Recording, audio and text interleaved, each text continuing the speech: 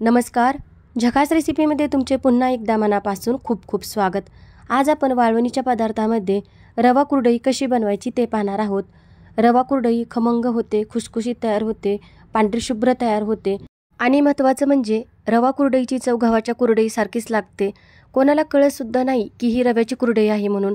अगदी गव्हाच्या कुरडईसारखीच तयार होते. रेसिपी भरपूर टिप्ससहित शेअर केलेली आहे. व्हिडिओ पूर्ण बघा. चला तर वेळ न वाया घालवता पटकन रेसिपी बनवायला सुरुवात करते. तर आज आपल्याला रव्याच्या कुरडया बनवायच्या आहेत. यासाठी आपल्याला सगळ्यात पहिलं रवा घ्यायचा आहे. रवा एकदम बारीक साईजचा घेतलेला आहे, तुम्ही बघू शकता. वजनीप्रमाणे हा रवा 500 ग्रॅम आहे. अर्धा किलो रव्याच्या आज आपण कुरडया बनवणार आहोत. आता आपल्याला रवा स्वच्छ धुवून घ्यायचा आहे. यासाठी आपल्याला यामध्ये भरपूर पाणी घालायचं आणि हलक्या हाताने आपल्याला हा रवा थोडासा धुवून घ्यायचा आहे.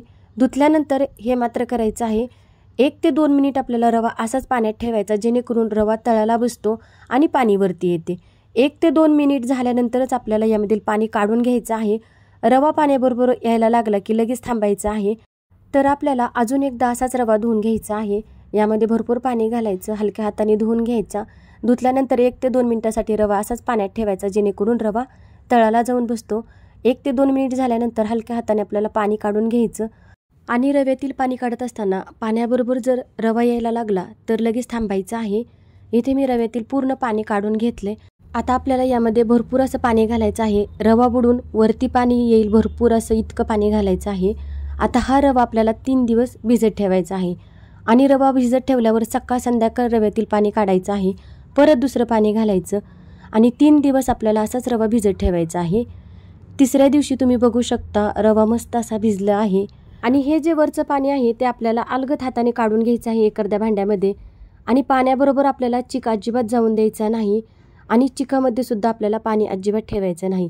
त्यासाठी हळूहळू व्यवस्थित पाणी चिकामधील पूर्ण काढून घ्यायचं आहे. तरी इथे मी सगळं पाणी काढून घेतलेलं आहे. आता आपल्याला हा चिक एकसारखा करून घ्यायचा आहे. त्यासाठी आपल्याला व्यवस्थित हलवून घ्यायचं हाताने. पांढरा शुभ्र असा आपला चिक तयार झालेला आहे, तुम्ही बघू शकता. आता लगेचच आपल्याला चिक मोजून घ्यायचा आहे, जेणेकरून आपल्याला चिक शिजण्यासाठी आपल्याला पाण्याचा अंदाज घेता येईल. यासाठी आपल्याला चिक एखाद्या भांड्यामध्ये मोजून घ्यायचा आहे.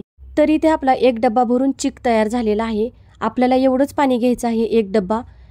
यापेक्षा जास्त पण पाणी घ्यायचं नाही, यापेक्षा कमी पण पाणी घ्यायचं नाही. आणि जर तुमच्या चिकामध्ये जास्त पाणी असेल तर तुम्ही पाणी थोडंसं कमीच घ्या.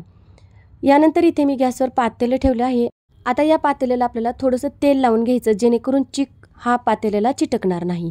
आता जेवढा चिक आहे तेवढंच इथे मी पातेल्यामध्ये पाणी घातलेलं आहे. पाण्याला आपल्याला उकळी येऊन द्यायची आहे. आता यामध्ये आपल्याला चवीनुसार मीठ घालायचं आणि लगेचच गॅस फुल करायचा आणि या पाण्याला खळखळून अशी उकळी येऊन द्यायची आहे. आणि पाण्याला उकळी आली की आपल्याला चिक एकदा परत चमच्याने किंवा हाताने व्यवस्थित मिक्स करून घ्यायचा. चिक हा पातेल्यामध्ये घट्टसर असा बसतो, त्यामुळे व्यवस्थित आपल्याला हलवून घ्यायचं आहे.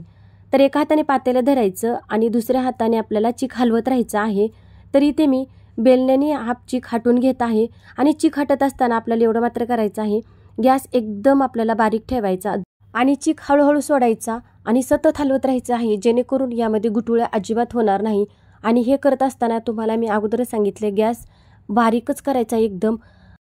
आणि पातेल्यात पूर्ण चिक घालून झाल्यानंतरच आपल्याला गॅस मीडियम करायचा आणि मीडियम गॅसवर चांगला चिक हटवून घ्यायचा. लगेचच दाटसर होतो मीडियम गॅस केला की. आणि घाबरायचं अजिबात नाही चिक हटत असताना. आणि या पद्धतीने जर तुम्ही चिक हटला तर यामध्ये अजिबात गुठळ्या तयार होत नाही. एखादा चमचा घ्यायचा, चमच्याने परत एकजीव करून घ्यायचा आणि थोडासा असा पसरून ठेवायचा चिक. आता आपल्याला काय करायचं आहे, यावर झाकण ठेवायचं आणि 5 मिनिटासाठी फुल गॅसवर हा चिक चांगला वाफवून घ्यायचा. 5 मिनिट झालेले आहे, तुम्ही बघू शकता. मस्त अशी वाफ आलेली आहे. परत एकदा चांगला हलवून घ्यायचा आणि व्यवस्थित चिक हलवून झाल्यानंतर पातेल्याखाली आपल्याला तवा ठेवायचा आणि तवा ठेवल्यानंतर गॅस मीडियम करायचा. तवा पातेल्याखाली ठेवल्यावर चिक अजिबात करपत नाही, म्हणून आपल्याला पातेल्याखाली तवा ठेवायचा आणि मीडियम गॅसवर चांगला 10 मिनिट आपल्याला हा चिक शिजून घ्यायचा. आता यावर झाकण ठेवायचं आणि मस्त असा 10 मिनिट चिक शिजून घ्यायचा आहे. 10 मिनिट झालेले आहे आणि परत एकदा हलवून घेऊया. व्यवस्थित मिक्स करून घ्यायचा. मिक्स करून घेतल्यानंतर आपला हा चिक व्यवस्थित शिजला जातो एकसारखा, म्हणून व्यवस्थित हलवून घ्यायचा आहे, मिक्स करून घ्यायचा.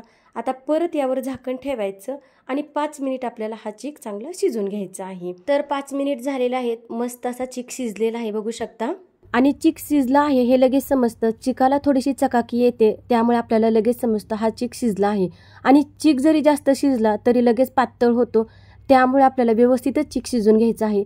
तर बघू शकता आपला चीक अजिबात जास्त घट्ट पण झाला नाही आणि जास्त पातळसुद्धा झाला नाही.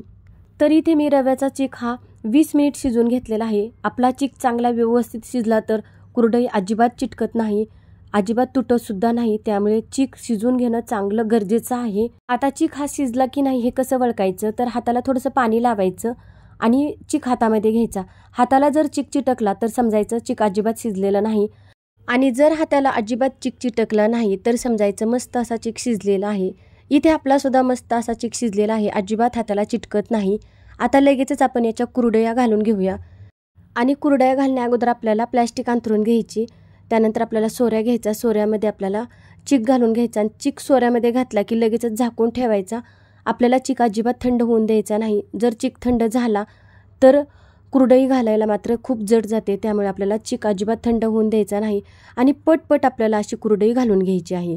तर बघू शकता मस्त अशी आपली कुरडई तयार होत आहे. आणि तुम्हाला किती मोठी करायची आहे ते तुमच्यावर अवलंबून आहे. बघा मस्त अशी आपली कुरडई तयार झालेली आहे. ही कुरडई मी 2 ते 3 दिवस मस्त असं कडकडीत उन्हामध्ये वाळून घेणार आहे. कुरडई वर्षभर आपल्याला टिकण्यासाठी वाळून चांगली घेणं खूप गरजेचं आहे. म्हणून आपल्याला कुरडई चांगली वाळून घ्यायची आहे 2 ते 3 दिवस उन्हामध्ये. आणि कुरडई जर चांगली वाळली तर 2 वर्ष पण खूप छान टिकते, कुरडई अजिबात खराब होत नाही. तर बघू शकता मी ते 3 दिवस कुरडई चांगली उन्हामध्ये वाळून घेतलेली आहे आणि पांढरी शुभ्र अशी कुरडई तयार झालेली आहे. तर हे बघा इथे आपली पांढरी शुभ्र रव्याची कुरडई तयार झालेली आहे. खूप सोपी आहे रव्याची कुरडई बनवायला. गव्हाच्या कुरडईपेक्षा आपल्याला रव्याची कुरडई खूप सोपी आहे बनवायला आणि कोणाला कळतसुद्धा नाही की ही रव्याची कुरडई आहे. अगदी चव गव्हाच्या कुरडईसारखीच लागते आणि मस्त लागते खायला. आणि तुम्ही जर अशी कुरडई केली रव्याची तर तुमची कुरडई अजिबात बिघडणार नाही आणि तुम्ही एकटीसुद्धा बनवू शकाल, एवढी सोपी आहे बनवायला.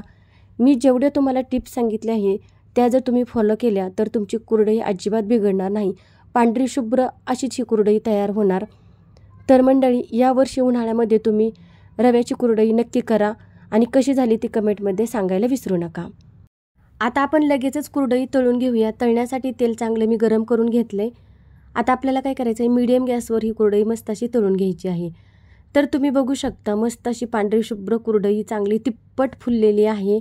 बघा अजिबात ही कुरडई कुठेही लालसर झालेली नाही. मस्त अशी पांढरी शुभ्र अशी ही कुरडई तयार झालेली आहे. वाव, मस्तच कुरडई तयार झालेली आहे. आता एका प्लेटमध्ये काढून घेऊया. मी अजून एक तुम्हाला कुरडई तळून दाखवते आणि ही सुद्धा मस्त अशी तिप्पट फुलणार याची गॅरंटी मला आहे. तर मंडळी, तुम्ही यावर्षी उन्हाळ्यामध्ये नक्की करून पहा या रव्याच्या कुरडया. बघू शकता पांढरी शुभ्र अशी ही रव्याची कुरडई तयार झालेली आहे आणि तुम्हाला दाखवते मी इथे व्हिडिओमध्ये अगदी तिप्पट ही रव्याची कुरडई फुललेली आहे. बघू शकता मस्त अशी आपली ही कुरडई तयार झालेली आहे. यावर्षी नक्की करून पहा आणि कशी झाली ती कमेंटमध्ये सांगायला विसरू नका. पुन्हा भेटूया अशा तुमच्या आणि माझ्या आवडत्या जबरदस्त रेसिपीमध्ये.